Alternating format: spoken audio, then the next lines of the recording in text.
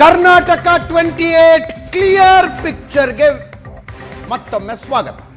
ನಿನ್ನೆಯಿಂದ ನಾವು ಆರಂಭಿಸಿರುವ ಕರ್ನಾಟಕದ 28 ಲೋಕಸಭಾ ಕ್ಷೇತ್ರಗಳ ಫಲಿತಾಂಶದ ಒಳನೋಟವನ್ನು ಕೊಡುವ ವಿಶೇಷ ಕಾರ್ಯಕ್ರಮ ಇದು.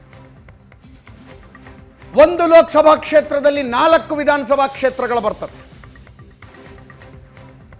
ಚುನಾವಣೆಗೆ ಒಂದು ಲೋಕಸಭಾ ಕ್ಷೇತ್ರದಲ್ಲಿ 8 ವಿಧಾನಸಭಾ ಕ್ಷೇತ್ರಗಳು, ಒಂದು ಲೋಕಸಭಾ ಕ್ಷೇತ್ರದಲ್ಲಿ 8 ವಿಧಾನಸಭಾ ಕ್ಷೇತ್ರಗಳು ಬರ್ತವೆ. ಚುನಾವಣೆಗಳಿಗಿಂತ ಮುಂಚೆ ಜೋರು ಸುದ್ದಿ ಆಯಿತು. ಕಾಂಗ್ರೆಸ್ ಟಾಸ್ಕ್ ಕೊಟ್ಟಿದೆ ತಮ್ಮ ಶಾಸಕರಿಗೆ ಮತ್ತು ಸಚಿವರಿಗೆ ಅಂತ. ಸಚಿವರು ತಮ್ಮ ಉಸ್ತುವಾರಿಯ ಕ್ಷೇತ್ರಗಳನ್ನು ಗೆಲ್ಲಿಸಿಕೊಂಡು ಬರಬೇಕು, ಅವರು ಯಾರಿಗೆ ಹೇಳ್ತಾರೋ ಅವರಿಗೆ ಟಿಕೆಟ್ ಕೊಡ್ತೀವಿ ಅಂತ. ಆ ಪ್ರಕಾರ 6 ಜನ ಸಚಿವರ ಮಕ್ಕಳಿಗೆ, ಒಬ್ಬರ ಪತ್ನಿಗೆ, ಒಬ್ಬರ ಸಹೋದರ, ಈ ರೀತಿ ಟಿಕೆಟ್ಗಳನ್ನು ಕೊಡಲಾಯಿತು. ಅವರು ಗೆಲ್ಲಿಸಿಕೊಂಡು ಬಂದ್ರ ಅಥವಾ ತಮ್ಮ ವಿಧಾನಸಭಾ ಕ್ಷೇತ್ರದಲ್ಲಿ ತಮ್ಮ ಕ್ಯಾಂಡಿಡೇಟ್ಗಳಿಗೆ ಲೀಡ್ ಆದರೂ ಕೊಡಿಸಿದ್ರ? ಇದೇ ಇನ್ಸೈಡ್ ಅನ್ನ ನಾವು ನಿಮ್ಮೆದುರಿಗೆ ಇಡ್ತಾ ಇದ್ದೀವಿ ಕರ್ನಾಟಕ 28 ಕ್ಲಿಯರ್ ಪಿಕ್ಚರ್ ವಿಶೇಷ ಕಾರ್ಯಕ್ರಮದಲ್ಲಿ.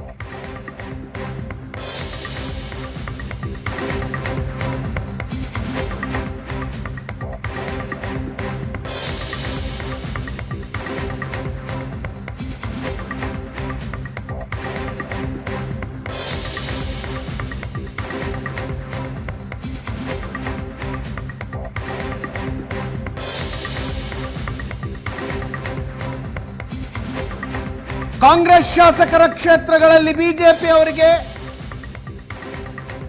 ಯಾವ್ಯಾವ ಕ್ಷೇತ್ರಗಳಲ್ಲಿ ಲೀಡ್ ಸಿಕ್ತು, ಬಿಜೆಪಿ ಶಾಸಕರಿರುವ ಕ್ಷೇತ್ರಗಳಲ್ಲಿ ಕಾಂಗ್ರೆಸ್ಗೆ ಲೀಡ್ ಸಿಕ್ಕಿದ್ದಲ್ಲಿ.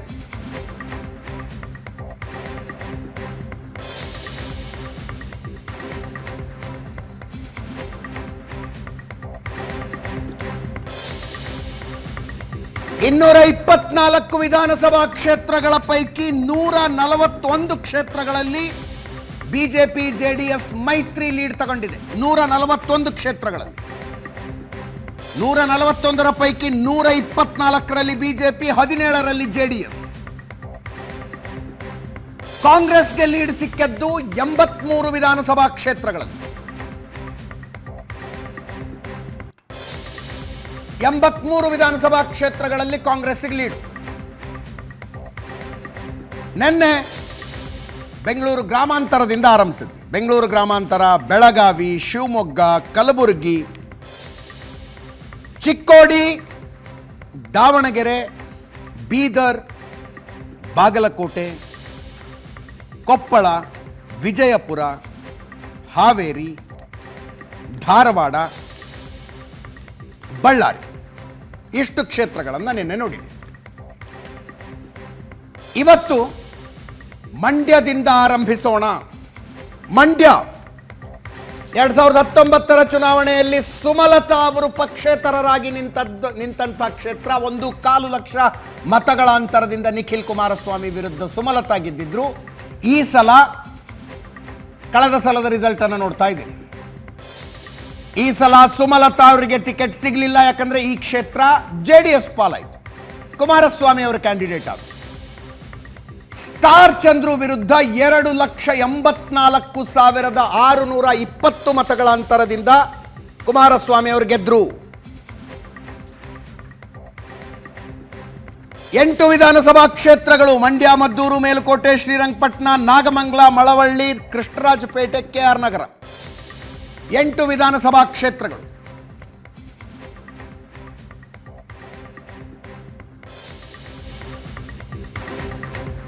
ಒಂದರಲ್ಲಿ ಮಾತ್ರ ಜೆಡಿಎಸ್ ಶಾಸಕರು, ಕೃಷ್ಣರಾಜಪೇಟೆ, KR ಪೇಟೆ. ಜೆಡಿಎಸ್ ಶಾಸಕರು ಒಬ್ಬರೇ ಇರೋದು.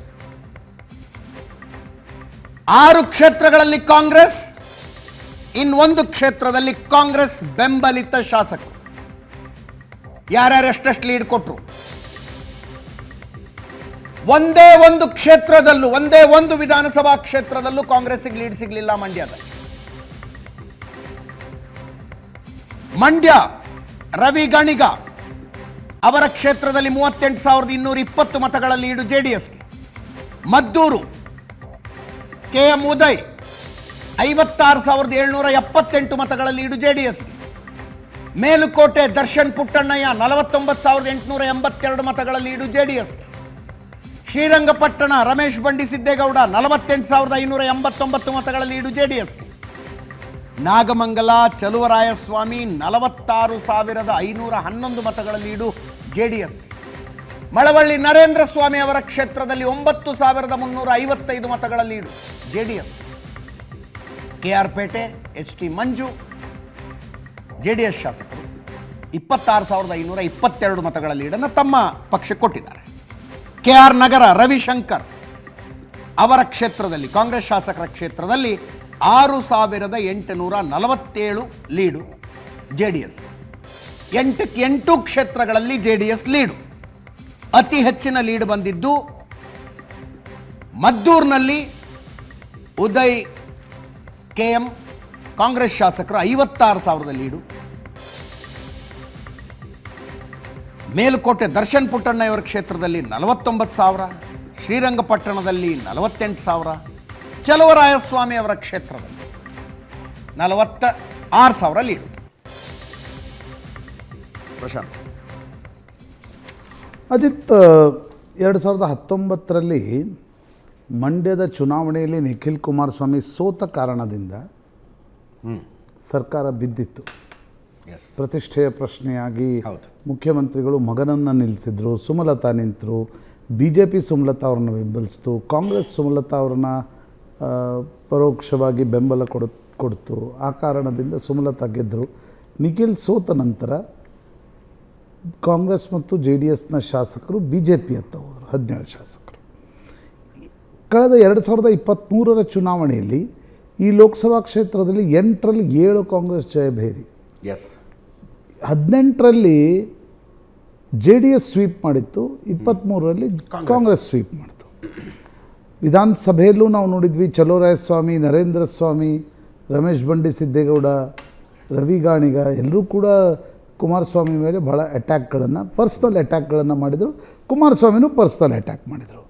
ಆದರೆ ಚುನಾವಣೆಯ ಫಲಿತಾಂಶ ನೋಡಿ, ಭಾಳ ಕುತೂಹಲ ನಾಗಮಂಗಲದ್ದು. ಯಾಕಂದರೆ ಚಲುವರಾಯಸ್ವಾಮಿ ಮಂತ್ರಿಯಾಗಿದ್ದಾರೆ. ಒಂದು ಕಾಲದ ಆತ್ಮೀಯ ಮಿತ್ರರು ಕುಮಾರಸ್ವಾಮಿ ಮತ್ತು ಚಲುವರಾಯಸ್ವಾಮಿ. ನಾವು ನೋಡಿದ್ದೀವಿ, ಇಬ್ಬರು ಸಂಸದರಾಗಿದ್ದರು. ದಿಲ್ಲಿಯಲ್ಲಿ ಕೆಲವೇ ಕ್ಷಣಗಳಲ್ಲಿ NDA ನಾಯಕರು ರಾಷ್ಟ್ರಪತಿ ಭವನಕ್ಕೆ ಹೊರಡ್ತಾರೆ. ಅದರ ಅಪ್ಡೇಟ್ ಕೊಡ್ತೀವಿ. ಸುರೇಶ್ ಗೌಡ ಮತ್ತು BJPಯಲ್ಲಿ 23ರಲ್ಲಿ 7,000 ತೆಗೆದುಕೊಂಡಿತ್ತು. ಸುರೇಶ್ ಗೌಡರು 86,000 ತೆಗೆದುಕೊಂಡಿದ್ರು. ಚಲುವರಾಯಸ್ವಾಮಿ 90,000 ತೆಗೆದುಕೊಂಡಿದ್ರು. ಈ ಬಾರಿ BJPಯ ಒಟ್ಟು ಓಟ್ ನೋಡಿ, 86 + 7 ಮಾಡಿದರೂ ಕೂಡ 93-94,000 ಆಗುತ್ತೆ. ಅದಕ್ಕೂ ಮೀರಿ 20,000 ಮತಗಳು ಜಾಸ್ತಿ ಬಿದ್ದಿವೆ. ಹೆಚ್ಚು ಕಡೆ 19,000 ಮತಗಳು. ಕಳೆದ ಬಾರಿಯ ವಿಧಾನಸಭೆಯ BJP + JDS ಟ್ಯಾಲಿ ಮಾಡಿದರೂ ಕೂಡ ಅದಕ್ಕಿಂತ ಹೆಚ್ಚು ಮತಗಳನ್ನು ಇವರು ತಗೊಂಡಿದ್ದಾರೆ. 90,000 ಚಲುವರಾಯಸ್ವಾಮಿ ತೆಗೆದುಕೊಂಡಿದ್ರು. ಈ ಬಾರಿ ಅವರು -24,000 ವಿಧಾನಸಭಾ ಚುನಾವಣೆಗೆ ಹೋಲಿಸಿದರೆ. ಅವರು ಸಚಿವರು, ಮಂಡ್ಯದ ಉಸ್ತುವಾರಿ ಸಚಿವರು, ಕುಮಾರಸ್ವಾಮಿ ಅವರನ್ನು ಕಟ್ ಹಾಕ್ತೀನಿ ಅನ್ನುವ ಕಾರಣಕ್ಕವರು ಸ್ಟಾರ್ ಚಂದ್ರವನ್ನು ಕರ್ಕೊಂಡು ಬಂದಿರ್ತಕ್ಕಂಥವ್ರು ಕೂಡ ಅವರೇ. ಆದರೆ ಅವ್ರದ್ದೇ ಕ್ಷೇತ್ರದಲ್ಲಿ ಭಾಳ ಕಾಂಗ್ರೆಸ್ ಬರೀ 66,000 ಮತ ತೆಗೆದುಕೊಂಡಿದೆ. ಸಭೆಗೆ ಹೋಲಿಸಿದರೆ ಇಟ್ಸ್ -24. ಮತ್ತು ವಿಧಾನಸಭೆಗೆ ಹೋಲಿಸಿದರೆ BJP + JDS ಆದರೂ ಅದಕ್ಕಿಂತ 19,000 ಜಾಸ್ತಿ ಮತಗಳನ್ನು ತೆಗೆದುಕೊಂಡಿದೆ. ಇನ್ನೊಂದು ನರೇಂದ್ರ ಸ್ವಾಮಿಯ ಕ್ಷೇತ್ರದಲ್ಲೂ ಕೂಡ JDSಗೆ 9,335 ಲೀಡ್ ಬಂದಿದೆ. ಸರಿಯಲ್ಲ, ಅನ್ನದಾನಿ ಇದ್ದಾರೆ, BJPಯ ಕ್ಯಾಂಡಿಡೇಟ್ ಕೂಡ ಸ್ವಲ್ಪ ಮಾರ್ಜಿನಲ್ ಕೊಟ್ಟಿರಬಹುದು. ಆದರೆ ನರೇಂದ್ರ ಸ್ವಾಮಿ ವೋಕಲ್ ಆಗಿ ಕುಮಾರಸ್ವಾಮಿ ಬಗ್ಗೆ ಭಾಳ ಮಾತಾಡಿದರು ವಿಧಾನಸಭೆಯಲ್ಲಿ. ಆದರೆ ಇಲ್ಲಿ ಲೀಡ್ ಕೊಡ್ಸೋಕ್ಕಾಗಿಲ್ಲ. ಅವರು ಮಂತ್ರಿ ಆಗಬೇಕು ಅಂತಕ್ಕಂಥ ಶತಪ್ರಯತ್ನವನ್ನು ಮಾಡ್ತಾಯಿದ್ದಾರೆ ನರೇಂದ್ರ ಸ್ವಾಮಿ. ಆದರೆ ತನ್ನ ಕ್ಷೇತ್ರದಲ್ಲಿ ಲೀಡ್ ಕೊಡ್ಸೋಕ್ಕಾಗಿಲ್ಲ ಅನ್ನೋದು ಕೂಡ ಅಂಡರ್ಲೈನ್. ನೆನ್ನೇನೋ ಚಲುವರಾಯಸ್ವಾಮಿ ಅವರು ಮಾತಾಡಿದರು, ಮಂಡ್ಯದ ಸೋಲಿನ ಹೊಣೆ ಹೊತ್ತು ಪಕ್ಷ ಏನಾದ್ರು ರಾಜೀನಾಮೆ ಕೊಡೋರು ಕೊಡ್ತೀನಿ ನಾನು ಅನ್ನೋ ಲೆವೆಲ್ಗೆ ಹೋಗಿದ್ದಾರೆ ಅವರು. ಅಲ್ಲ, ಅವ್ರಿಗೂ ತನಕ ಆಗಲ್ಲ ಅಂದರೆ ಸುಮ್ಮನೆ ಅವ್ರಿಗೂ ಗೊತ್ತಿದೆ. ಅದು ರಾಜೀನಾಮೆಯನ್ನು ತೆಗೆದುಕೊಳ್ಬೇಕಾದ್ರೆ ಯಾರ್ಯಾರಿಂದ ತೆಗೆದುಕೊಳ್ಬೇಕು ಅನ್ನೋದು ಪ್ರಶ್ನೆ ಬರುತ್ತೆ. ಹೌದು. ಸಿದ್ದರಾಮಯ್ಯನವರು ಮೈಸೂರು ಗೆಲ್ಲಿಸಿಲ್ಲ, DK ಶಿವಕುಮಾರ್ ಬೆಂಗಳೂರು ಗ್ರಾಮಾಂತರದಲ್ಲಿ ಸೋತಿದ್ದಾರೆ. ಅದು ಎಲ್ಲೆಲ್ಲಿ ಹೋಗುತ್ತೆ? ಲಕ್ಷ್ಮೀ ಹೆಬ್ಬಾಳ್ಕರ್ ಸ್ವಂತ ಕ್ಷೇತ್ರದಲ್ಲಿ ಓಟ್ ತೆಗೆದುಕೊಂಡಿಲ್ಲ, ಮಧು ಬಂಗಾರಪ್ಪ ಸ್ವತಃ ಗೀತಾ ಶಿವರಾಜ್ ಕುಮಾರ್ಗೆ ಲೀಡ್ ಕೊಡಿಸಿಲ್ಲ, ಸಂತೋಷ್ ಲಾಡ್ ಲೀಡ್ ಕೊಡಿಸಿಲ್ಲ. ಬಾತ್ ದೂರ್ ತಲಕ್ ಜಾಯಗಿ. ಕರೆಕ್ಟ್. ಮಂಡ್ಯದಲ್ಲಿ ನನಗನ್ಸುತ್ತೆ ಒಂದು ರವಿ ಗಾಣಿಗೆ ಒಂದು ಬೆನಿಫಿಟ್ ಆಫ್ ಡೌಟ್ ಕೊಡ್ಬೋದು. ವಿಧಾನಸಭಾ ಚುನಾವಣೆಯಲ್ಲೂ ಕೂಡ ಎಸ್ ಡಿ ಜಯರಾಮ್ ಪುತ್ರ ಒಂದು ಫೈಟನ್ನು ಬಿ ಜೆ ಪಿ ಕ್ಯಾಂಡಿಡೇಟ್ ಆಗಿ ನೀಡಿದರು. ಜೆ ಡಿ ಎಸ್ ಕೂಡ ಒಳ್ಳೆಯ ಫೈಟ್ ಮಾಡಿತ್ತು. ಆ ಕಾರಣದಿಂದ ಜೆ ಡಿ ಎಸ್ ಮತ್ತು ಬಿ ಜೆ ಪಿ ಮತಗಳು ಒಗ್ಗೂಡಿ ಒಂದು ಭರ್ಜರಿ ಲೀಡನ್ನು ಮಂಡ್ಯ ಕ್ಷೇತ್ರದಲ್ಲಿ ಕುಮಾರಸ್ವಾಮಿ ತೆಗೆದುಕೊಂಡಿದ್ದಾರೆ. ಶ್ರೀರಂಗಪಟ್ಟಣದಲ್ಲೂ ಕೂಡ ಮದ್ದೂರು, ಮೇಲ್ಕೋಟೆ ಇಂಡಿಪೆಂಡೆಂಟ್ ಆದರೂ ಕೂಡ ಅವರು ಕಾಂಗ್ರೆಸ್ ಬೆಂಬಲಿತ ದರ್ಶನ್ ಪುಟ್ಟಣಯ್ಯ. ಅಲ್ಲೂ ಈ ಬಾರಿಯ ಕುಮಾರಸ್ವಾಮಿಯವರ ಗೆಲುವೇನಿದೆ ಅಲ್ಲ, ದಟ್ ಈಸ್ ವೆರಿ ಕನ್ವಿನ್ಸಿಂಗ್ ಗೆಲುವು. 2,84,000. 2 ಲಕ್ಷ. ಹೀಗಾಗಿ ನನಗನ್ಸುತ್ತೆ ಒಕ್ಕಲಿಗರ ಭಾಗದಲ್ಲಿ 2-3 ಅಂಶಗಳು ಈ ಲೋಕಸಭಾ ಚುನಾವಣೆಯಲ್ಲಿ ಸ್ಪಷ್ಟವಾಗಿವೆ.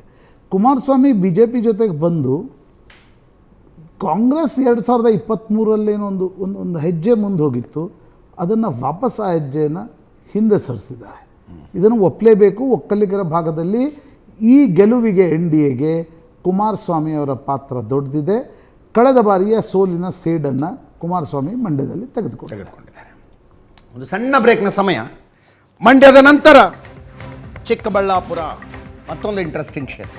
ಬ್ರೇಕ್ ಆದಮೇಲೆ